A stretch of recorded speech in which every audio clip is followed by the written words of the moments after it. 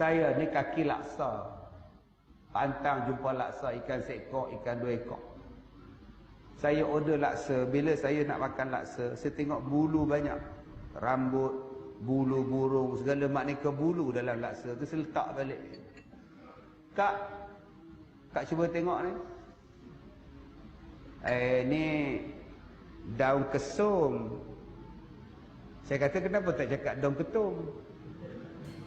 Saya pun ambil, setak dekat piring, mangkuk air. Ini bulu apa? Ini bulu apa? Ini rambut apa? Kedai akak ni kena santau. Kalau saya makan, dengan saya batuk kak sekarang kak pergi ambil pen, ambil kertas, saya tuliskan, akak amalkan tiap-tiap kali nak buka, nak tutup, nak masak semua. Mudah-mudahan sihir tak sampai pada akak. Apa ayat dia? Satu, baca surah Al-Fatihah 7 kali. Okey. Jangan baca Al-Fatihah, Al-Fatihah, Al-Fatihah, Al-Fatihah, Al-Fatihah, Al-Fatihah, Al-Fatihah. Eloklah tu. Baca surah. Yang kedua, baca surah Hud.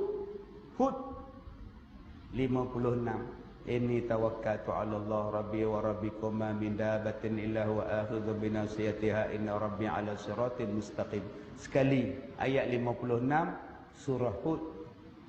3 surah At-Taubah 128 129. Laqad ja'akum rasulun min anfusikum azizun 'alaihi ma anittum harisun 'alaikum bil mu'minina raufur rahim. Sampai habis.